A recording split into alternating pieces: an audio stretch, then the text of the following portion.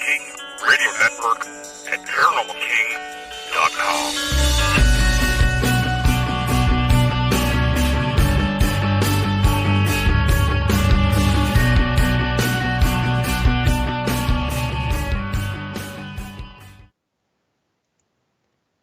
Welcome to the Paranormal News Insider for the week of August 10th, 2021, and episode number 487.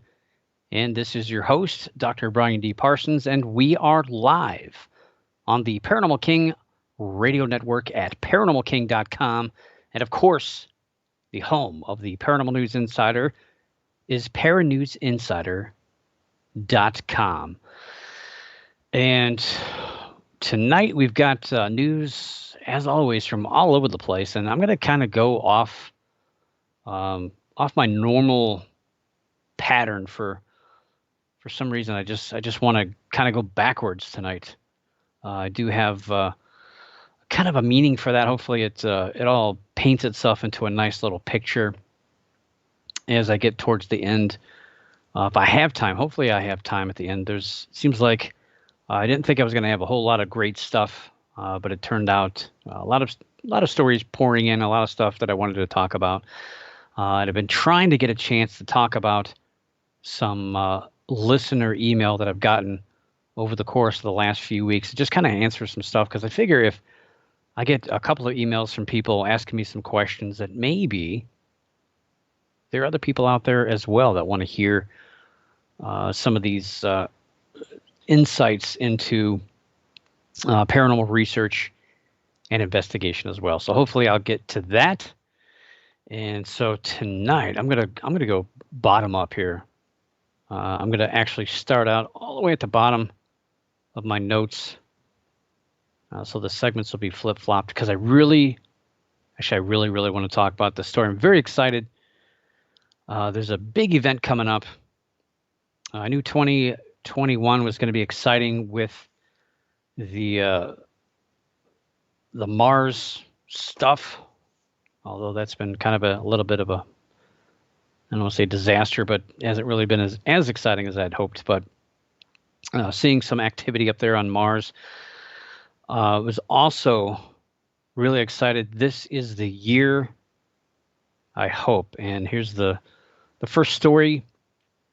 I didn't expect to be talking about this particular thing probably until September or October, but very excited to see an article in the New Yorker talking about a new telescope, the James Webb Space Telescope. I've been excited about this. I've talked about this on the show. Maybe I'll mention it maybe once a year, if that, maybe once every other year.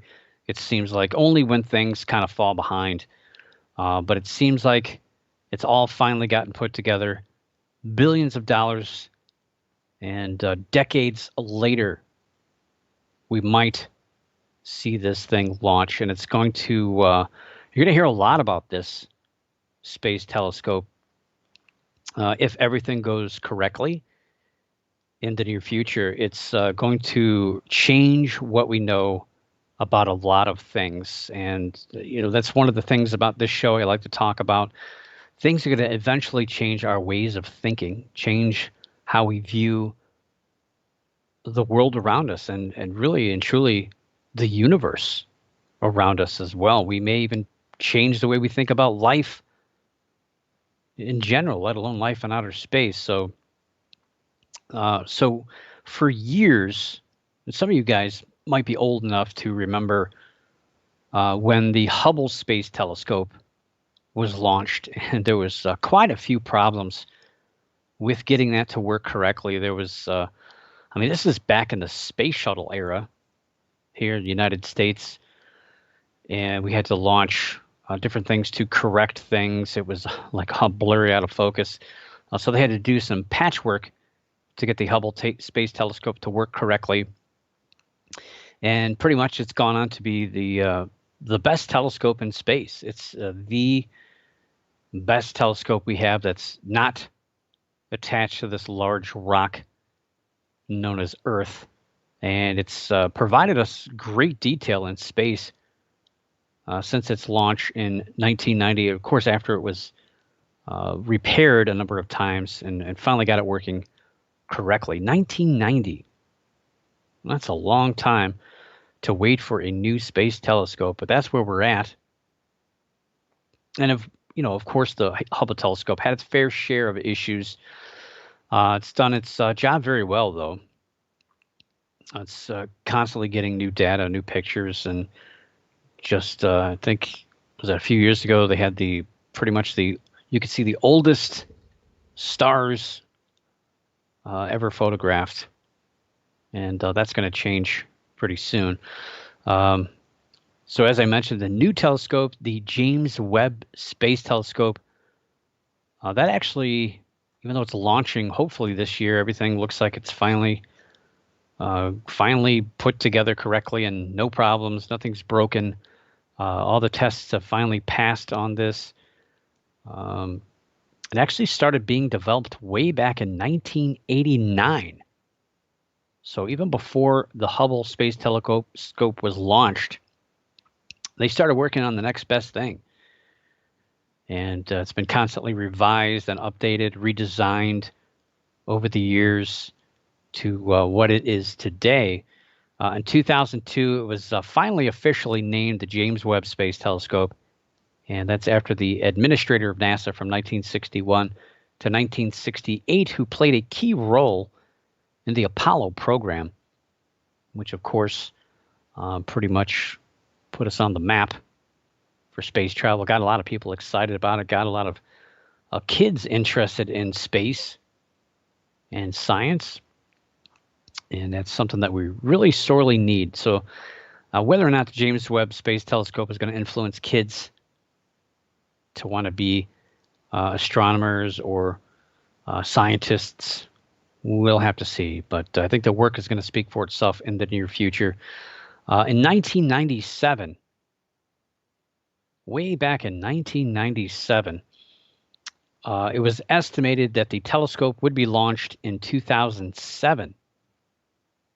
That was a long time ago. That planned launch date, well, that changed about a dozen times. It's been pushed back 3 times in the last 3 years. And yeah, it's accumulated a total cost nearing $10 billion. $10 billion with a B. But the good news is the cost has been kind of layered out. It's not just the United States paying for it. A lot of other countries have pitched in because they want to get the work from it as well. So there's 20 countries that have collaborated on the project, either funding it or designing things for it. So it's pretty much a worldwide collaboration. I mean, pretty much it's United States and parts of Europe, a little bit of Asian influence there as well. But the launch, which I'm so excited for, I'm hoping everything goes okay. This could get really, I mean, can you imagine if something happened to this rocket? $10 billion, 30 years in the making, comes crashing down. That would not be good. And there for a while, it looked like the launch was actually going to happen on Halloween. I was excited about that, but now it's been pushed into November. They don't have a specific date as of yet from what I've read, but it's probably going to be early November. And even though everything, like I said, most of the hurdles have been crossed, things have been checked off, and it's passed all the tests, there's still a few things that can go wrong. It's still sitting in Los Angeles, and it has to make its way for quite the journey. So it's a 7-ton telescope. It's got pieces and parts on this thing. When it unfurls, I think it's the size of a house. This sail is actually thinner than a piece of paper. So that's a little worrisome if something were to happen. It's actually going to be loaded on a ship in Los Angeles, and it's going to sail south and go through the Panama Canal. It will then head to French Guiana near Brazil. And some may ask or may wonder, well, why don't they just fly the thing there? We got these newfangled things called jets and airplanes. Granted, again, you're adding a little bit of potential, impact to it, but there's ways around that. But the real problem with it not flying is that in Brazil, or I should say in French Guiana, the airport closest to the launch pad area, which is near the ocean, the bridges that are between that area, the airport, I think there's 7 bridges in total. They're not designed to hold 7 tons plus a truck hauling this thing. So they had to devise a better way. So they're going to take it on a ship. And it's going to take a few weeks, or a few days, well, probably a few weeks probably to get there. The telescope will then be loaded into a European rocket and be launched into space about 6,000 miles away from Earth. And then we'll continue on for about 930,000 miles, give or take. I think it's 1.5 million kilometers. And it's going to take just shy of a month. So 29 days to get to where it needs to be in its halo orbit area. So it's going away from the Earth and away from the sun. And in this point, it's going to pretty much stay in line with the Earth, so kind of hidden from the sun, and in the same orbit as the Earth. So it's not going to fall behind because it's further away. It's not going to go faster because it's further away. It's going to stay pretty much in line with Earth, and it does have boosters because over time it will go off of that track a little bit. So they'll kick it back in, and I think it's only going to last 10 years before. The reason for that is because of the fact that they have to cool it, super cool it, and there's shielding from the sun, and they have to super cool this thing. And if it gets too warm, then it pretty much dies. It dies. So it's very sensitive equipment. But I can't wait to see the work that comes from this. But again, there's a lot that can go wrong before it even leaves Earth. And even more that'll happen, could potentially happen in that 930,000 mile trip to where its home is going to be out in space. So this thing isn't going to be over out in Earth orbit. This is going to be way out there. So a pretty far distance compared to the Hubble Space Telescope. So this is going to be a unique opportunity, let alone this is better technology. So we're going to see things that we've never seen. And the goals are to hopefully see light from stars and galaxies that formed the universe just after the Big Bang. We'd be able to see light that's that old. It's also going to be used to study the formation and evolution of galaxies, stars, and planetary systems, and then hopefully also aid in the study of the origins of life. So I'm excited about this. I can't wait for the launch. And as soon as I get the launch date, I'll let you know. Probably not a whole lot of interest in this. I mean, it's only been, I've only read about it in science magazines and things so far, but I can tell you that once this thing launches and if everything goes correctly and it starts taking pictures, the world will be captivated. I'm telling you that right now. The world will be captivated. People are going to be really blown away by what this thing is going to do.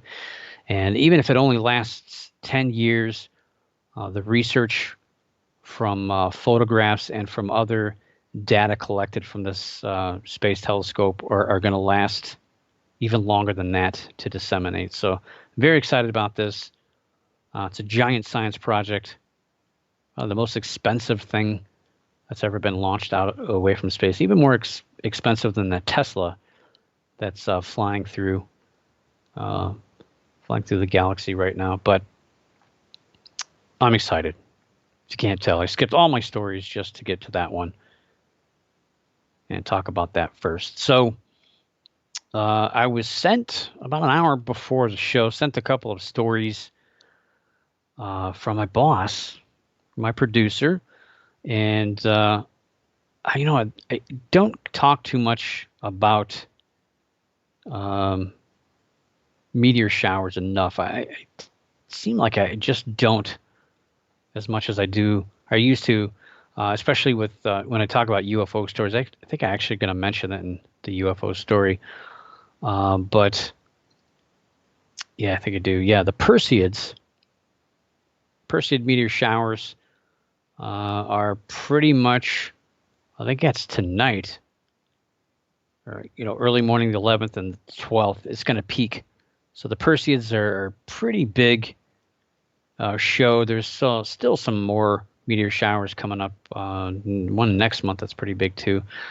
So you may be able to see some shooting stars, which is pretty cool. I love watching that stuff. And it's funny because people will stare and they'll try to see one and they think they see one. And they're not sure. I think I saw a shooting star. But I tell you, when you do see one, you definitely know you saw one. There's no thinking. You definitely do see it. I'll try to get we'll talk about like the by month, because it seems like there's one a month for the most part when you're talking about meteor showers. Perseids are probably one of the more popular ones, but not always the most active. I think it's only about maybe 10 a minute or 10 an hour, something like that. It probably peaks out around 30, I think, on average. Still pretty good. And you're not going to see the giant ones all the time, the giant green flashes and sonic booms and your windows blowing out, anything like that. Just small, quick glimpses of green or blue, very small things, because they're just really and truly, they're about the size of a piece of dust, the ones that you see flash through the sky. And contrary to popular belief, you can't actually hear them. I'm one of those people. I didn't know that when I was growing up. I swear every time I saw a shooting star, I could hear it. And there's actually science about that, about people thinking, since they see something, that they associate a sound with it, even though you can't hear it because it's so far away. Now, the bigger ones that are as big as a boulder or a small car, yeah, those will blow your windows out. You'll hear those sonic booms from very far away. I've heard a couple of sonic booms related to meteors over the years. I heard one when I was a kid that scared me so bad I jumped about 15 feet off the couch and hit my head on the ceiling. Well, it seemed like it anyway. But I thought all the windows were going to bust out. It was pretty scary, and nobody knew what happened. It took a couple of days for it to hit the newspaper. That was before this internet stuff, this whole Google thing. But it's pretty scary stuff. But the average one, you're not going to see. And yes, it will lead to a lot of UFO reports, and we'll talk about that in UFO news coming up very soon. Another story you sent me, something I've talked about here on the show before, and it's caused a lot of concern. And so I guess it's a very good story, and it's worth talking about, because people tend to believe. I kind of believe what they hear, what they read. A lot of people, I should say a lot of organizations obviously are publishing things because it gets attention, and because you're going to click on it. And if people click on stories, that makes them money because there's advertisements. It's kind of like a TV show that builds up drama for 50 minutes and then leaves you hanging with really nothing. They kept you there the whole time, and they made their money off you. Now you're going to go out and buy a Buick because you watched all these commercials about Buicks for the past hour or so. So Yellowstone National Park, last month in July, just July alone, there was 1,100 earthquakes in the Yellowstone area. That's a lot of earthquakes. That's probably more than I don't know about more than all of Alaska, but still a lot of earthquakes. So a lot of people are thinking, well, this is it. She's going to pop.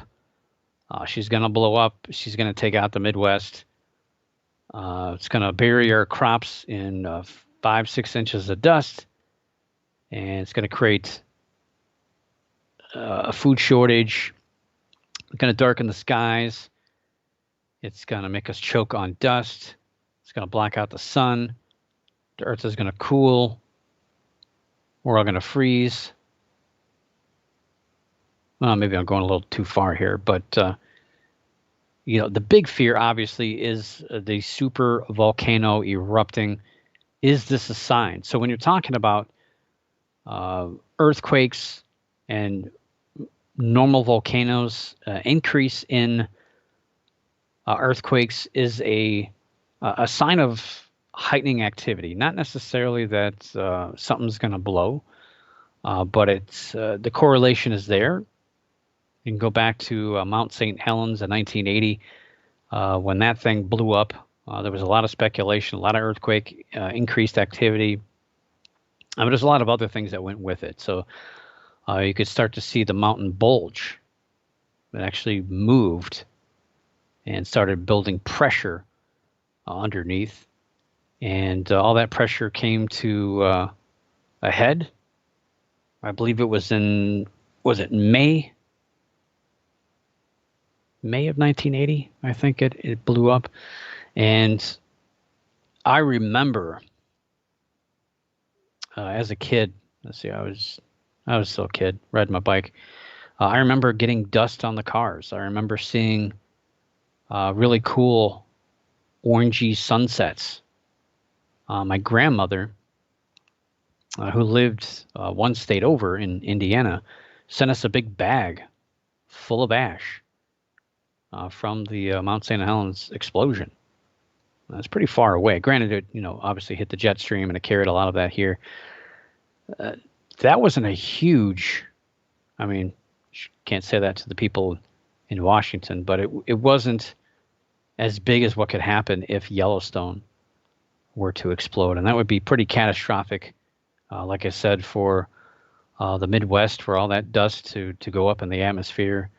I mean, in years to come, it would be good for the crops.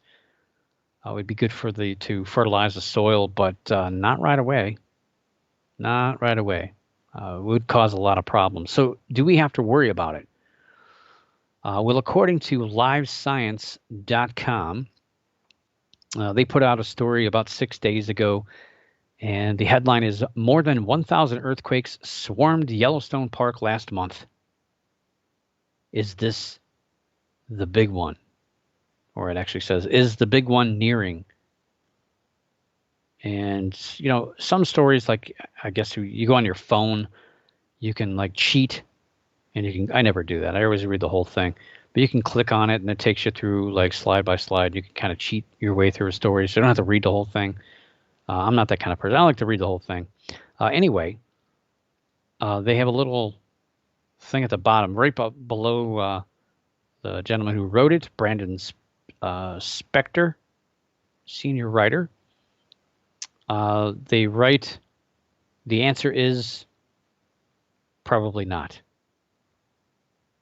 And that's a big letdown, because I think a lot of people are kind of hyped up about this, thinking that, yeah, this thing is going to blow up. Seems like every so often you hear about this. Oh, now I'm reading it's 1,008. I don't remember where I read 1,100. Oh, well, that was back. Okay, so that's good information. So yeah, there was 1,008 earthquakes this year in July of 2021. Now, there was 1,100. I think that's the last time I reported on this story. I gotta look that up. It's good information. So in June of 2017, there was a swarm of 1,100 earthquakes. Well, that was a few years ago. What happened? Why didn't it blow up then? Well, it's because it's pretty normal. There are quite a few earthquakes in the area. let's see, it's about 700 to 3,000 earthquakes occur each year in the Yellowstone area. That's quoting, that's in the Live Science article. It's also on Wikipedia. I remember reading that before. It's Yellowstone is one of the most actively or seismically active areas in the United States.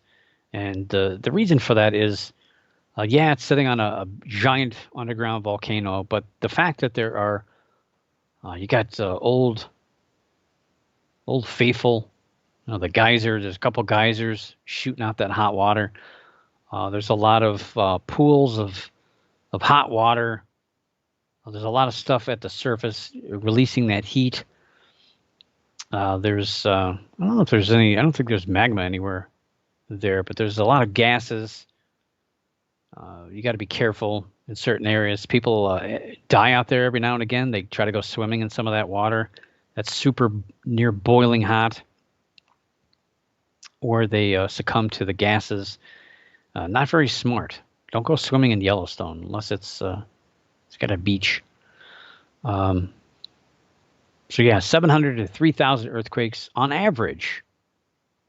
And most of those are not felt. I think this year the largest one was 3.6. That's not really that bad. I've been in I think one that was a 3.5, and I've also been in a 5.2. And there was another one that was in a few years ago. Yeah, it wasn't that bad. I slept through ones that were a 3. So it's not that big of a deal. Most of those are, again, not felt. They're very deep in the earth.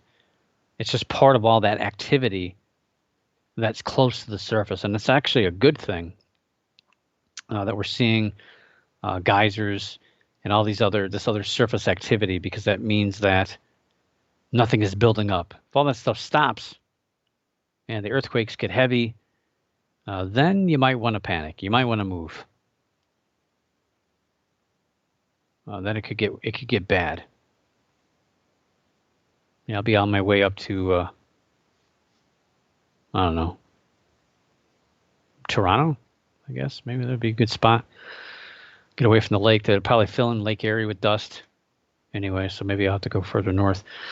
Yeah,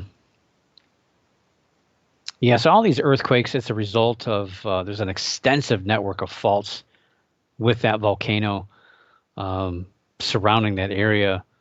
Obviously, with that plate, the tectonic features that surround that area, so it's pretty common. Nothing to worry about. So don't worry about the Yellowstone explosion, even if it does happen. I mean, if you're only a few hundred miles away, you'll never even know, because you probably won't know it'll happen. It'll probably take you out. But yeah, I wouldn't worry about it. It's been happening for years, and every so often, I think, yeah, the 2017, I think I covered it. I'll have to verify that, but I'm pretty sure I talked about that story here on the Paranormal News Insider. It was causing a lot of fear and panic. Doomsday situations, because, hey, 2012 didn't take us out, and the year 2000 didn't take us out. So, yeah, there's always a doomsday scenario situation, but it didn't seem like it was that big of a deal this year, even though it was pretty close to that 2017. I remember that year. It was pretty bad, to be honest. So that being said, we're going to jump into UFO news here at the bottom of the hour. And just in the middle of the hour, I guess. Is that at the bottom of the hour? Yeah, that's what they say on the radio.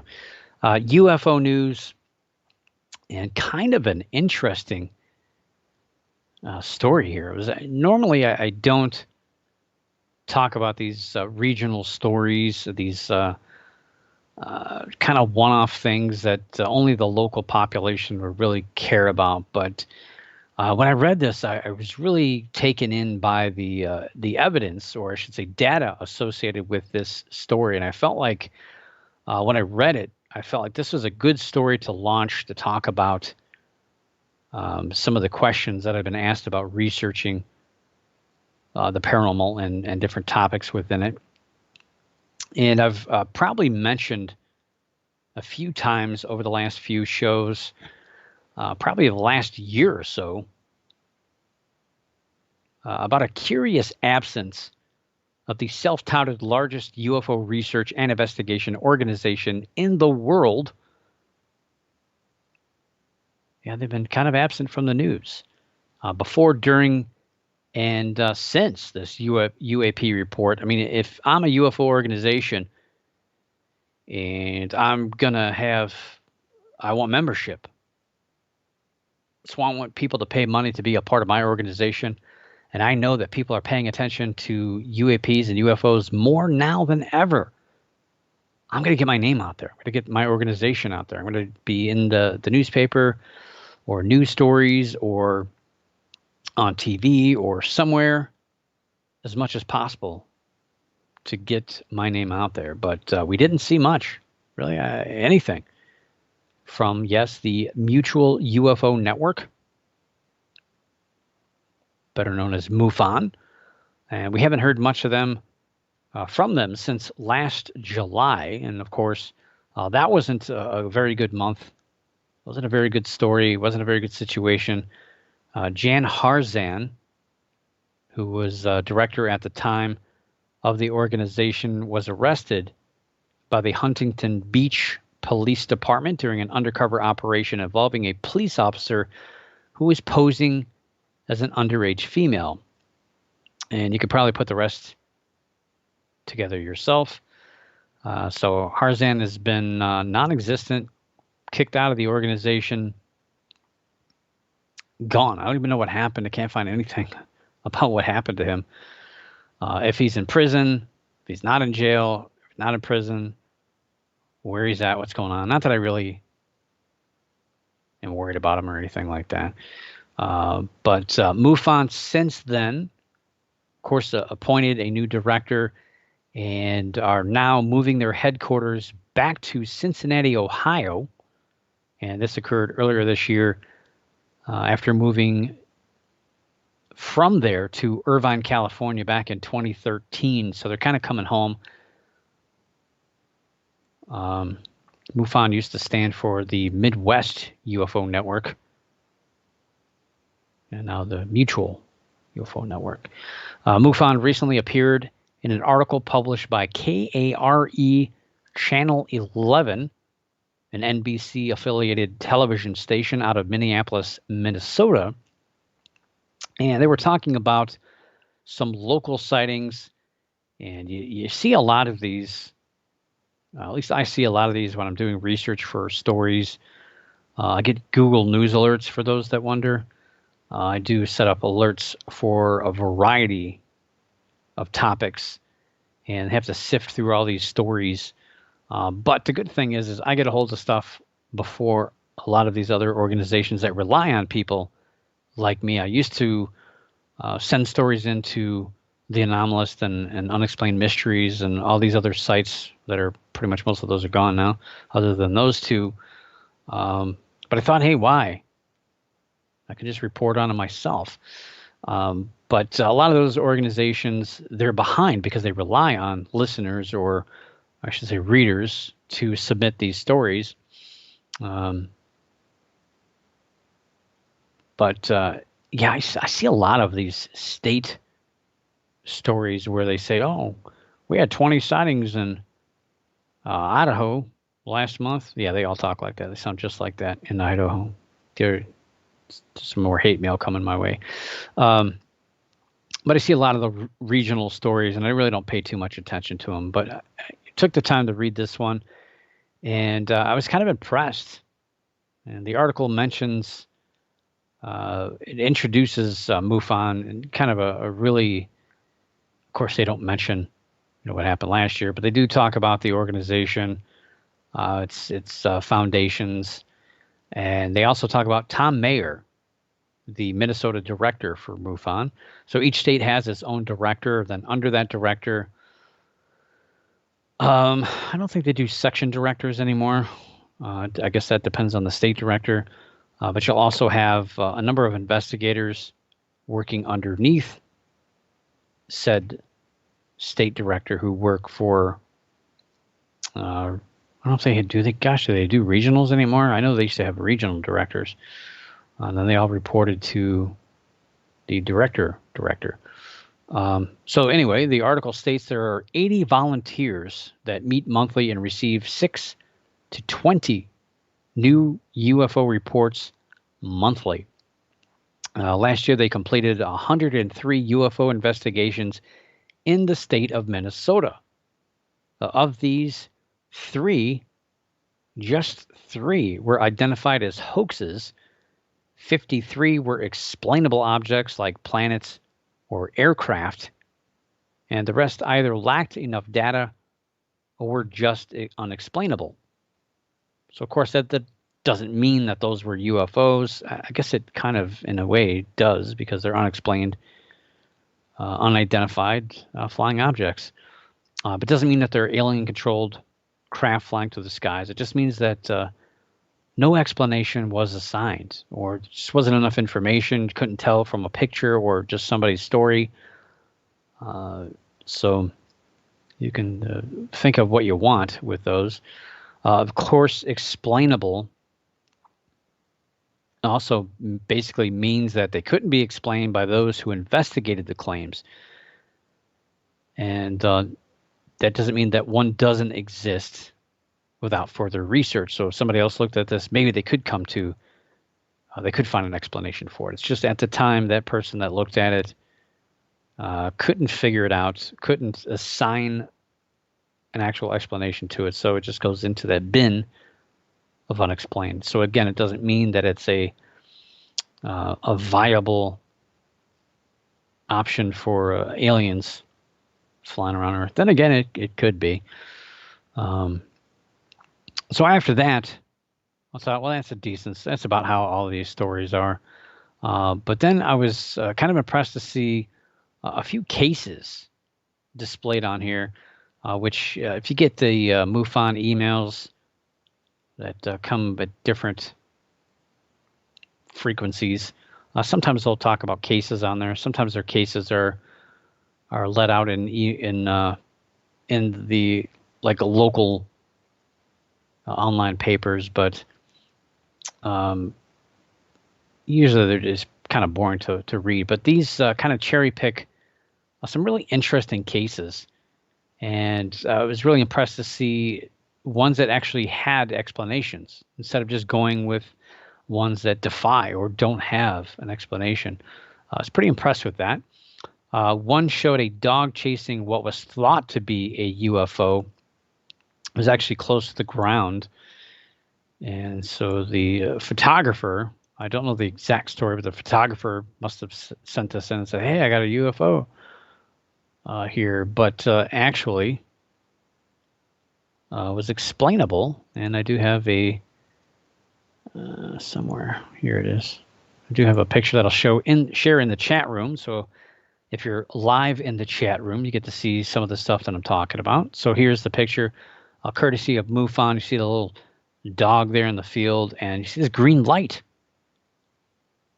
on the ground. That's got to be a UFO. I mean, what else could that be? It's not a frisbee. It's not a dog toy. It's either an orb or a UFO, right? That's the only two explanations. Well, not exactly. Actually, there's a thing called a flare. So the sun there is creating basically reflection.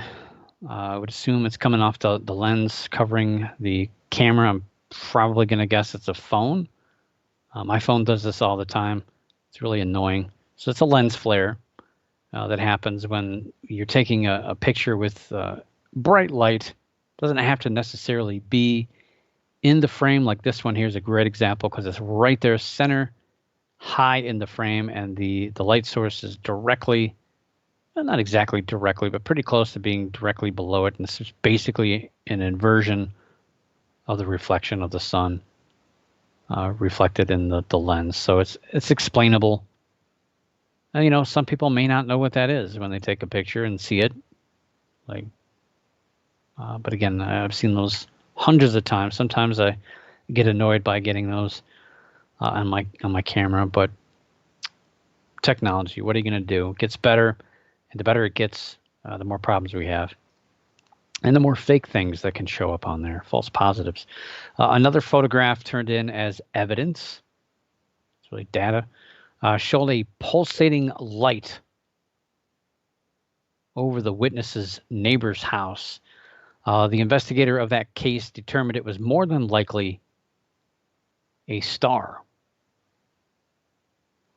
which happens a lot. I'd say probably things that are photographed or people that see things, planets and stars are usually one of the top causes because people aren't used to seeing this stuff, especially planets that seem like they move.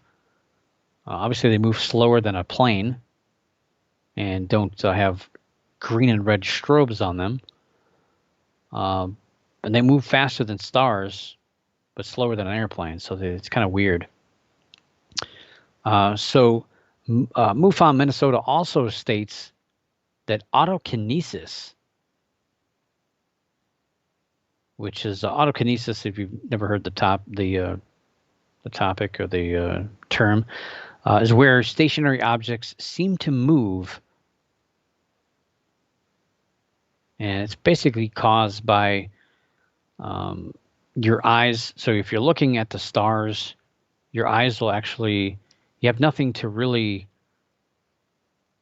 judge the distance with when you're looking at it. So if you're, let's say you're sitting in your car and you see another car go down the road, well, you have the background, you have trees, you have other things, other objects that your eyes can help determine where this other object is, even if the car's just parked. But when you're staring at stars, you have nothing stationary, you have nothing else there to help focus your eyes to kind of, weigh them down or give it perspective of what else is surrounding it. So you're staring into almost into an infinity, although you're seeing a light. So your eyes don't know how to adjust to it. So there's an unconscious thing that happens. Your eyes will actually vibrate. You won't feel it. You won't necessarily realize it. Sometimes you can. I've learned how to identify it with myself, although I've been fooled by myself. I'm not above that, but I know it's happening. And all you have to do is basically like blink, look at something close by and then a little farther away and then look back up. And usually it'll kind of go away for a couple seconds or a minute or so. But it happens. It's human nature. It's just something that our body does. It fools us. And so a lot of people fall prey to that when they're looking at the sky. They see things they think are moving, which are just stars in the sky that do move, but actually they don't move. It's us that's moving. But the lights move, but they seem to move a lot faster than what they really are moving. And again, it's just kind of a trick of the senses. A lot of times that does have something to do with the sighting. So stars, planets, and the autokinetic effect. So there's being no point of reference for your eyes. They kind of flutter a little bit back and forth, and it makes it look like things are darting back and forth, sometimes stopping, shooting in one direction and then coming back. It's pretty normal. And, I've had a lot of investigations where that popped up, and when you try to explain it, people don't want to hear it. So another case they show on this article is a string of lights in the sky. And we've talked about this, I don't know, a dozen times or more. This one turned out to be SpaceX's Starlink satellites, which has been happening more and more and more. And it's only going to get worse. I've read an article that talked about they're going to start doing space billboards. Oh, boy. One unexplained sighting they talk about here comes from a photograph taken at 3 a.m. of what was described as a hovering disk of lights. The witness saw the lights for a few minutes before the object disappeared. I think I got that one too. We'll throw that one in the chat room. There it is. Well, I forgot that I got the blurry one too. I could post that one. So this is the last one I just mentioned. You'll see it's just like a disk of light in the sky. That could be anything. I've seen those before. You have the car dealerships, they have the lights that they shine up in the clouds. Could be that. I mean, there seems to be a lot of other light reflecting from the clouds, which would indicate a cluster of buildings. So I don't know if they did the research on that or not. But it happens, and you gotta really look. You gotta look hard sometimes in doing research for things like that to find the answer. Here we go. So another photograph shows a set of blurry lights in the sky. Oh, this is that picture. Okay, so they see a set of blurry lights in the sky.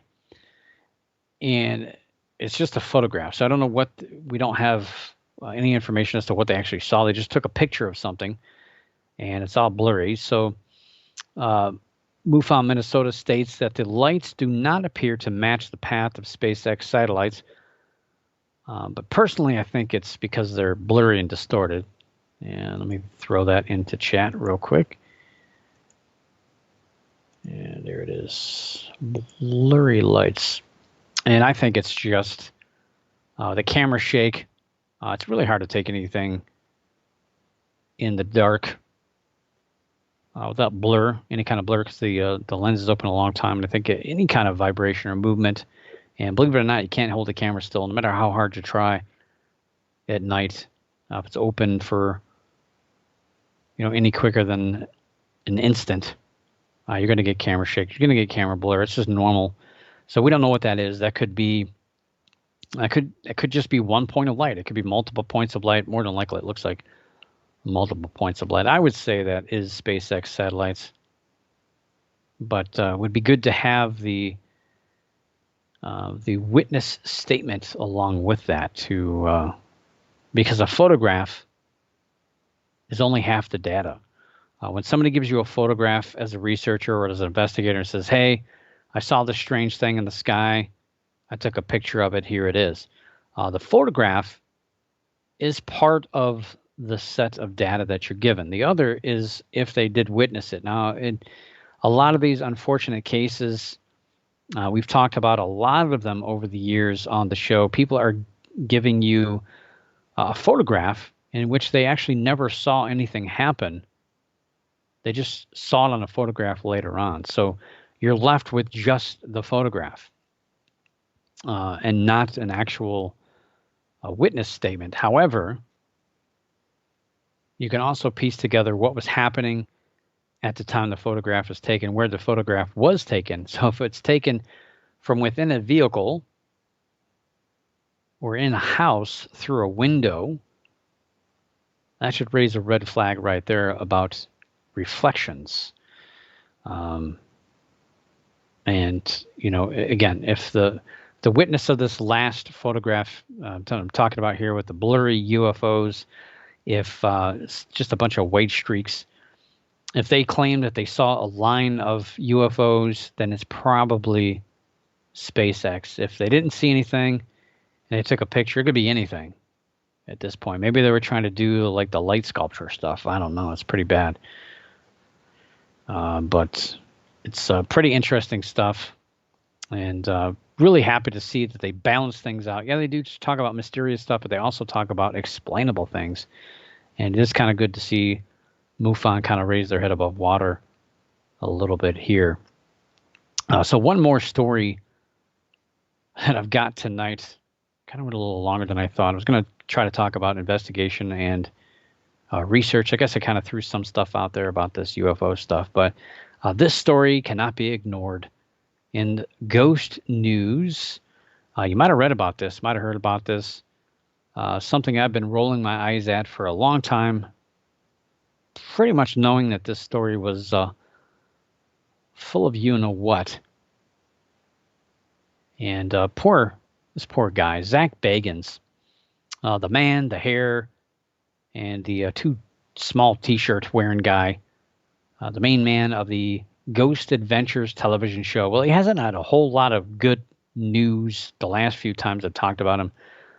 Getting in trouble for plagiarizing that silly book that he published. not a whole lot of good luck. And it looks like that streak continues. One of the hottest topics in the ghost field, there's always a gimmick, whether it's usually technology. It's usually a new piece of hardware that everybody's going to have, running around. It's an app with their phone, or it's a Xbox or a video game thing that they can use to capture evidence of ghosts. Who knows? But one of the hottest topics lately, the last few years, involves a wine cabinet. Yeah, a wine cabinet. And not because he drinks. Well, maybe he does. I don't know. I'm not there. I'm not out in Vegas. What happens in Vegas, I guess, stays in Vegas, as they say. But the wine cabinet, you might have heard of this. You might have seen this.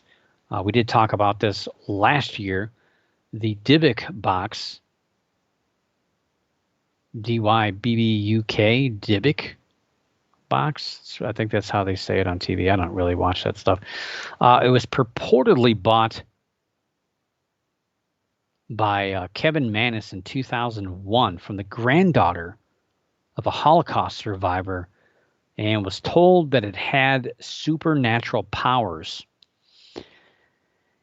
And it had this Dybbuk, this kind of like demonic character attached to it. So Kevin Mannis gave his mother, Ida, the Dybbuk box on Halloween. And in a 2012 interview, you can look this up, you can see it, it's a couple of minutes long. It was on the TV series Paranormal Witness. His mom came on, and she claims that she felt a cold breeze coming from the box when she opened it, and just had a bad feeling. And then, if that wasn't bad enough, she actually had a stroke right when opening it. And you can watch the interview, and the son comes running up, and she's like staring at the box. It's pretty dramatic. And he had a lot of bad luck for himself. A lot of other people, his girlfriend had bad luck with the box. Finally got rid of it. He sold it to Jason Haxton. You got to get rid of that stuff. So he sold the little wine cabinet to Haxton. He ended up also having bad luck. All sorts of bad luck. Such bad luck that he wrote a book about it. And also was a consultant on a movie about the box called The Possession. It was produced by filmmaker Sam Raimi. So, yeah, that's really bad luck to get a book, successful book, and then a movie made. That's really bad. That's horrible luck. I wouldn't want that kind of luck. Holy cow. So, yeah. Haxton eventually sold the Dybbuk box to Zach Bagans for an undisclosed amount of money. I'm guessing $50. I'll tell you why. Mannis and Haxton both appeared on episodes of Ghost Adventures, and the box ultimately was proclaimed as the world's most haunted object. No doll, no prison, no castle. Forget Waverly Hills, pile of bricks. No, the Dybbuk box, most haunted object in the world. Yeah, I said $50. I mean, they got on TV. If they made a lot of money, they probably wouldn't be on TV. That's just my guess. I'm just speculating. So even musician Post Malone was on hand. There was the live opening. Remember I talked about that last year. You know, they spent 2 weeks locked up in that museum in Las Vegas, and COVID. Remember that last year? Remember that at all? COVID, being locked up in your house or in your haunted place. Of course, he came up with the idea to have that live reveal on TV to get some viewership, sell some cars. And he opened it on live TV, claimed to hear voices coming from it. And musician Post Malone was on hand during that event. And purportedly, he had a lot of bad luck after touching the box prior to it being opened. I think his plane was forced to land. I got robbed or something else. I mean, just horrible bad luck. And you could definitely blame it on the box because he didn't have bad luck before that ever. So yeah, the box is always to blame. Over the years, there have been reports that the Dybbuk Box was a hoax, including stories that appeared in the Los Angeles Times in 2004. And Pennsylvania researcher, skeptic, good guy, Kenny Biddle, also shared a screenshot of a Facebook post that was made in 2015, created by Manus. He put that in a Skeptical Inquirer article, where it claimed that he had created the story about the Dybbuk Box being Manus. He created the story, and anyone else who claims to have one is lying, and that if anyone could prove the story existed before 2003, he would pay them $100,000 and also tattoo their name on his forehead. That's pretty serious accusations.